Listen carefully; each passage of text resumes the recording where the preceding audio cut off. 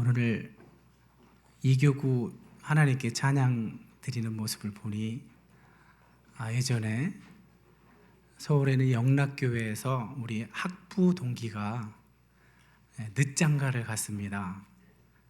근데 그곳에 이제 성가대에서 축하를 해주는데 하나님께 찬양을 올려드리는데 정말 남녀노소 아주 다양한 분들이 나와서 찬양을 하는데 제가 눈물을 흘렸어요. 눈물을.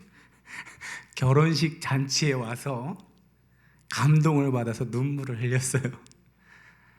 하나님이 우리에게 주신 가장 좋은 하나님을 찬양하는 도구가 우리의 목소리구나. 우리의 목소리에 성령께서 하나 되게 하시는 그것을 전적으로 의지할 때 이렇게 아름다운 소리가 나는구나 아주 느끼는 순간이었습니다. 그때 이후에 다시 한번 느꼈습니다. 박수 한번 칠까요?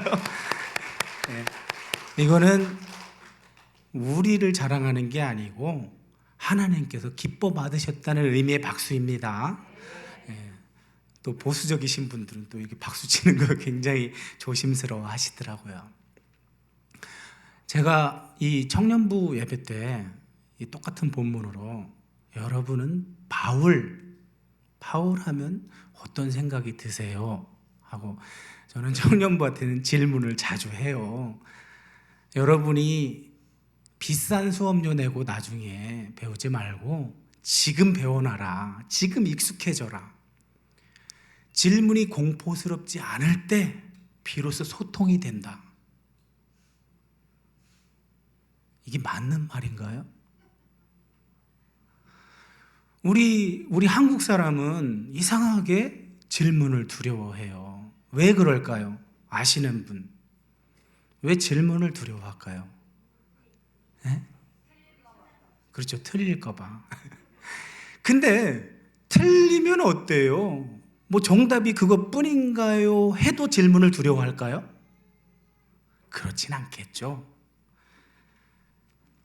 어떤 어머님이 아이한테, 초등학교 다니는 아이한테, 얘야, 네가 솔직히만 얘기해라. 그러면 때리지 않을게. 진짜 솔직하게만 얘기해. 그래서 처음에는 아이가 솔직하게 얘기할까요? 안 할까요? 맨 처음에는 당연히 맞지 않고 싶어서 솔직하게 이야기를 하죠. 그런데 솔직하게 이야기하고 나면 어떤 일이 벌어지죠? 약속을 지켜야죠. 치사하게 안 때린다고 해놓고 솔직히 얘기했는데도 때려요. 자, 그러면 그 아이는 다음부터 솔직히 얘기할까요? 안 할까요? 안 하죠. 바로 이게 우리 한국 민족이 좋은 장점을 가졌으면서도 단점이 하나 이거예요. 그래서 어떤 질문에 대해서 답하는 걸 공포스럽게 만드는 거예요. 자유롭게 자기 생각을 말할 수 있도록 배려해줘야 할 텐데, 그리고 자기 속에 있는 마음을 이야기하도록 배려해주면 소통이 돼요. 정말로. 겉으로 꾸며낸 말만 듣고 판단을 하면 오류가 일어나죠. 오류가. 관계가 개선이 안 되죠. 네, 그런 의미로 청년들하고는 자주 이렇게 쌍방향 소통을 하는데, 여러분은 그래도 쌍방향 소통에 익숙치 않으신 분들인데도 대답을 잘 하시네요. 본론, 다시 이야기로 돌아가서 바울 하면 뭐가 생각나세요? 오늘 우리가 함께 읽은 본문은 지금 바울이 뭘 하고 있는 것 같아요? 고린도 후서는 바울의 자전적인 고백의 성격이 강해요. 소위 말해서 바울이 굉장히 억울한 상태에서 자신을 오해하고 있는 고린도 교회의 성도들 뿐만 아니라 자신이 개척하고 나서 후임으로 온 후임자들이 사도 바울을 안 좋게 말하는 상황. 이런 아주 견디기 어려운 그런 상황에서 자신을 변호하고 있는 서신이에요. 대체 얼마나 고통스러웠기에 하늘에 있는 집을 얘기할까요? 네. 여러분은 어때요? 신앙생활하다가 힘들면, 아주 숨이 턱에 차오르면 어떻게 여러분은 반응하세요? 아유, 주님 빨리 오셨으면 좋겠어. 안 그러세요? 주님이 빨리 오셔야 해결되지. 이런 고백 안 하세요? 사실 오늘 사도 바울은 그런 성격의 고백입니다. 그러나 그렇게 끝나면 그냥 푸념하고 마는 게 되죠. 그러나 사도 바울 자신이야 이런저런 경험을 통해서 하나님이 정말 원하시는 게 무엇인지를 다 알고 또 그걸 실천하기까지 하는 사람이지만, 자신이 지금 상대하고 있는 고린도 교회 성도들은 그런 수준이 아니잖아요. 그러니 자신이 속상한 심정을 하소연하듯이 다 풀어내고 끝나는 게 아니라 다시 잘 해결할 수 있는 실마리를 제공해 주는 그런 배경에서 오늘 본문이 나온 거예요. 성경은 사후 세계를 어떻게 얘기하나요? 한번 이 사후 세계를 가지고 우리 장신대에서 학회가 열린 적도 있었어요. 신약은 아무래도 그리스 철학이나 학문의 영향을 받아서 이원론적으로 얘기를 해요. 영과 육을 분리한다든지 아니면 삼분설이라고 해갖고 영과 혼과 육을 분리하죠. 그래서 우리가 이 땅에서 살다가 죽으면 저 하나님 나라에 가는 건 뭐라고 생각할까요? 신약의 관점에서는 영이 간다고 생각하죠. 근데 구약에서는 어떨까요? 구약은 분리 개념이 없어요. 그래서 신약 교수님들과 구약 교수님들이 이렇게 서로 주장하는 바가 달라서 참 이게 합의가 잘 안 되기도 했는데, 요즘은 전인 한 사람의 영혼육을 이 전인으로 접근하는 이런 것이 더 많이 학자들이 연구하는 과정에 있는데, 그래서 이제 구약적으로 접근을 하는데, 이번 그 장신대 학회에서는 그 성종현 교수님이라고 은퇴하신 분, 여러분 그 성률이 아세요? 핑클의 성률이 아빠예요. 성률이 아빠가 장신대에서 신약학 교수를 하다가 은퇴하셨는데, 이분은 신약이 영육 이원론으로 말하기 때문에 자기는 신약에 따라서 이야기하겠다. 그러면서 이 바울의 지금 고백, 고린도후서 5장을 그럼 어떻게 봤을까요? 이분은 몸을 떠나 주와 함께 있는 상태를, 몸은 흙으로 돌아가서 사라지고 우리의 영혼이 주님께 가는 걸로 그렇게 설명을 하죠. 그런데 여기서 질문이 하나 있어요. 자, 주님이 다시 오시는 걸 뭐라고 하죠? 우리 재림이라고 하잖아요. 그러면 바울은 사실 자기 생전에 주님이 다시 오실 걸 기대를 하고 있었는데, 주님이 오세요, 안 오세요? 안 오시고 계세요. 바울이 죽은 다음에 지금 몇 년이 지났어요. 아직도 안 오고 계시죠. 그럼 그 문제를 해결해 줘야 되겠죠. 이 땅에서 믿고 살다가 죽은 사람들은 어떻게 되는 걸까요? 주님이 오시기 전까지 어디 가서 있는 걸까요? 어떤 상태로? 이 부분에 대해서 우리 개신교 내에서도 회중교회와 우리 장로교가 좀 다르고, 또 개신교와 카톨릭이 다르고, 중세 카톨릭은 이 부분을 가지고 굉장히 장사를 했죠. 혹시 지금은 죽을 당시에는 자기 조상이 천국 갈 조건이 안 됐지만, 후손인 여러분이 그들을 위해서 기도하면 자리를 옮길 수 있습니다. 이런 식으로 연옥이라는 제도도 만들어 놓고. 그러나 우리 개신교가 성경을 근거로 해서 믿는 것은 믿다가 죽으면 어떻게 될까요? 어떤 상태로 어디에 가 있는 걸까요? 오늘 사도 바울에 의하면 바로 주님 곁으로 갑니다. 그걸 낙원이라는 개념으로 하는데, 낙원에서 주님 곁에서 대기하고 있다가 새 몸을 입는 건 언제 해요? 언제 신령한 새 몸을 입을까요? 주님 다시 오실 때, 그때 새 몸을 입고 그리스도의 심판대 앞에 다 같이 서는 거죠. 요 짧은 구절에서 믿다가 죽으면 이렇게 되는 거구나, 힌트를 얻는 거예요. 다른 성경의 다른 어디에서 자세하게 이걸 이야기해 주지 않기 때문에 우리는 단지 여기서 참고를 얻어서 그걸 소망하고 살아가는 거죠.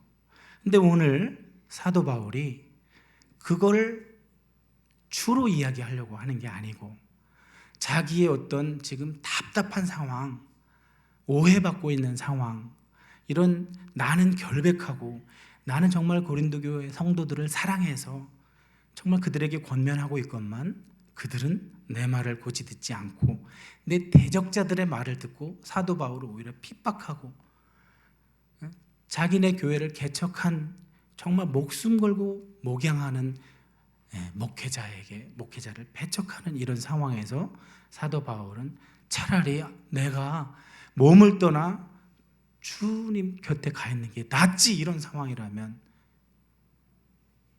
그런 상황에서 고백하고 있지만, 사도 바울이 진짜로 이야기하고 싶었던 것은 그러나 그게 다가 아니고 몸을 떠나 주와 있는 것이 가장 행복하고 가장 우리에게 결론적으로 일어날 일이지만, 우리가 죽으면 당연히 그렇게 되겠지만 그보다 더 중요한 게 지금 여기서도 주와 함께 하는 거래요.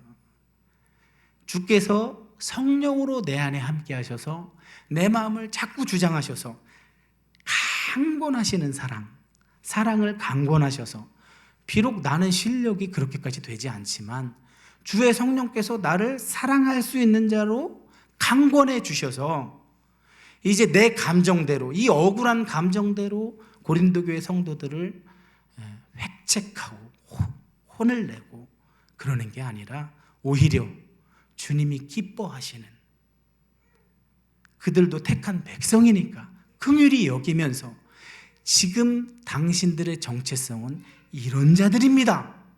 그러니 당신들 안에 계신 그 성령, 그것이 당신들의 구원을 보장해 주는 것뿐만 아니라 구원받은 자가 어떻게 살아야 되는지를 말해주고 있는 거니까 그대로 사십시오. 이것이 오늘 사도 바울이 이야기하고 있는 거죠. 이렇게 이론적으로 설명을 드리니까 어떠세요? 알아들으시기는 하셨죠? 이해는 조금 어려울 수 있는데, 이해는 단순히 알아들은 것보다 더 높은 차원입니다. 이걸 존재론적 차원이라고 해요. 어떤 이야기, 말을 듣고 이해했다는 것은 인식했다는 걸로 끝나면 안 됩니다. 존재론적으로 내게 안에 들어와서 실제로 그걸 이해했다면 삶까지 연결되는 걸 이해했다고 하는 거예요. 사실 제가 청년부에서 똑같은 본문으로 예화를 들었던 게 하나 있는데, 여러분이 혹시 알아듣는, 인식하는 차원에서 그치지 않고 삶에서 그런 일을 맞닥뜨렸을 때 실천을 돕도록 제가 예화 하나를 들어드리자면,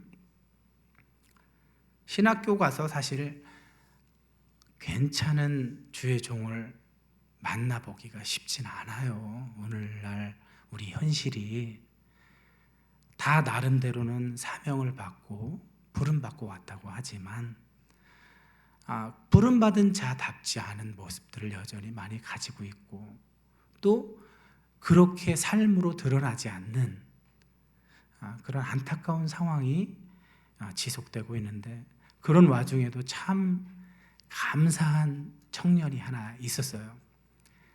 지금 4학년까지 장로회 신학대학교 학부를 다니다가 휴학한 상태인데 군대도 갔다 왔습니다.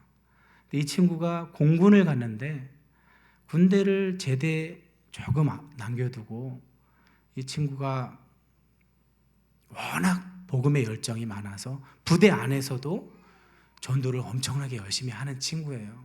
그래서 장교들도 개 중에는 믿는 장교는 이 친구를 따로 불러서 막 대화도 하고 그랬대요.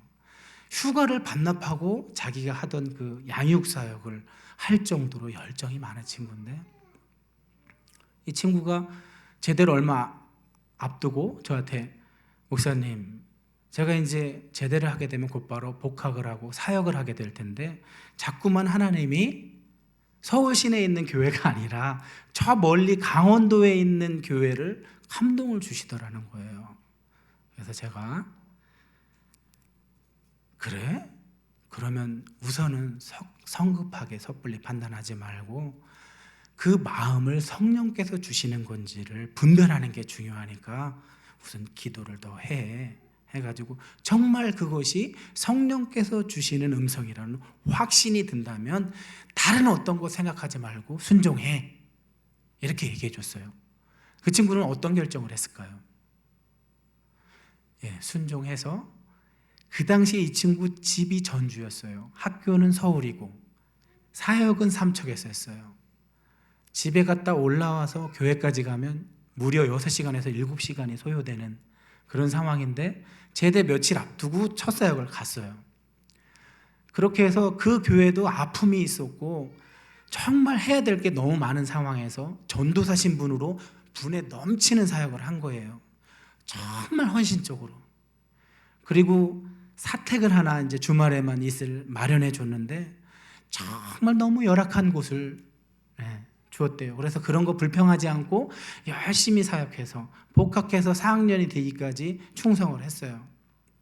그러고서 얼마 전에 저에게 목사님, 서울 주변에서 아는 분들이 자꾸만 소개가 들어오고 또 교수님이 당신들은 학생들하고 교수님들을 이렇게 진로 상담이나 이런 걸 하도록 이렇게 맺어주는데 담당 교수님께서 자꾸 저한테 빨리 서울로 옮겨. 뭐 하고 있는 거야? 네가 왜 거길 가는데?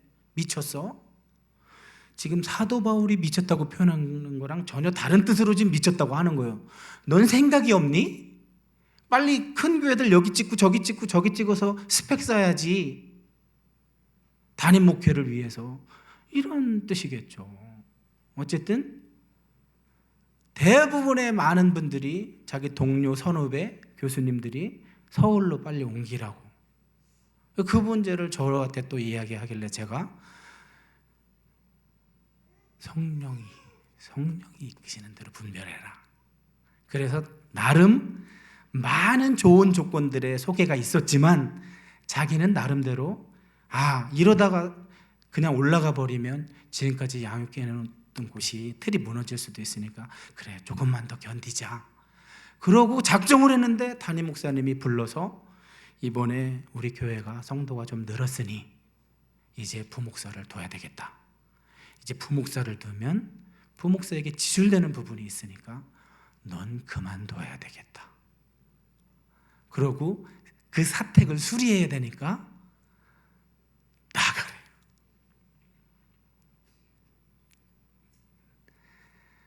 이제 이런 상황을 저한테 이야기해 오는데 제가 어떻게 대답했을까요?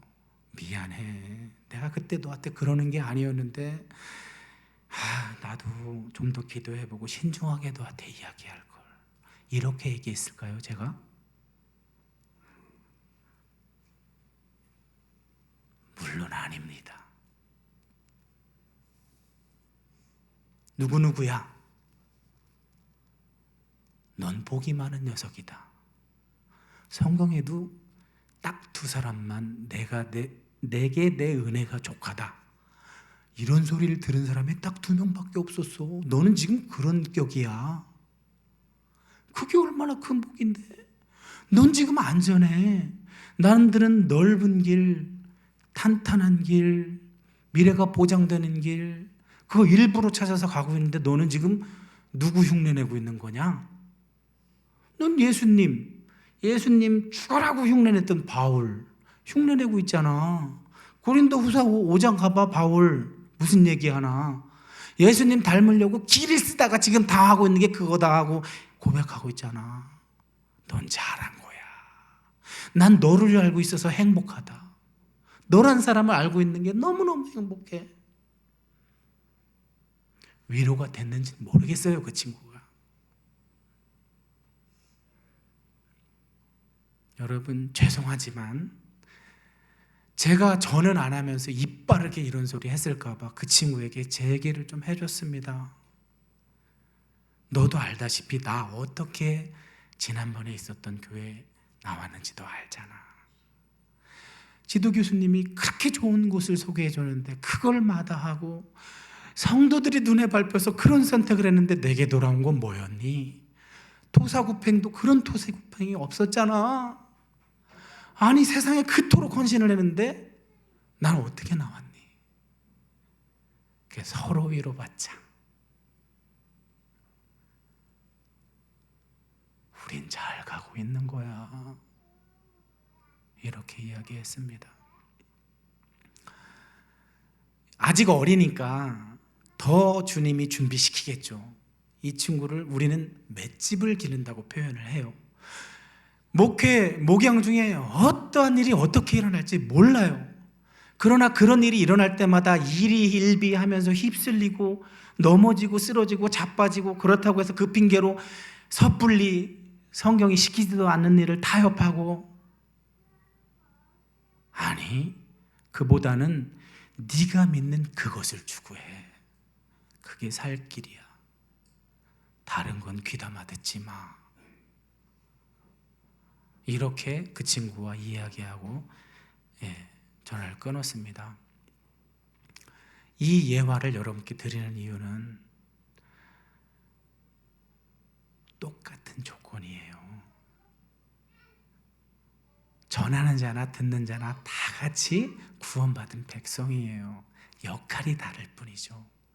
그러나 그 똑같은 정체성, 하지만 다른 역할에서 공통점이 하나 있어요. 오늘 사도 바울이 이야기하는 것, 내 생각, 내 눈에 보기 좋은 것 선택해서 가는 그것이 신앙생활이 아니라 내 안에서 사랑으로 강권하시는 그분이 자꾸만 주시는 감동, 그분이 내가 따를 수밖에 없도록 주장해 주시는 그것, 그래서 그것 의지해서 주님이 기뻐하시는 일을 행하는 것, 이것이 주님이 우리에게 원하시는 거래요. 그 길로 우리를 안내하고 있다면 우리는 건강한 거라는 거죠. 다른 걸로는 우리가 차별이 안 돼요. 다른 걸로는 세상과 구별이 잘 안 돼요. 세상과 구별될 수 있는 유일한 길, 주님이 원하시는 그것 하는 거라고. 그렇게 저와 그 친구가 결론을 내고 서로를 위해 기도해 주기로 하고 그렇게 마쳤습니다. 오늘 하나님께서 오늘 말씀을 통해서 저와 여러분에게 주시는 감동도 동일하다고 생각합니다. 여러분이 그리스도인이라고 하신다면 여러분 속에서 여러분에게 세미하고 미세한 음성으로 얘야, 난 내가 이렇게 하길 원한다 하고 성령께서 원하시는 그것을 순종했을 때 오는 그 부요함, 충만함, 그 기쁨, 그걸 한번 누려보라고 이 말씀 주신 줄 압니다. 그건 누린 자만이 고백할 수 있습니다. 오늘 사도 바울처럼 자신 있게 말할 수 있습니다. 이 시간 다시 한번 그런 주님의 음성을 지금 여기서 내게 주시는 음성으로 아멘하고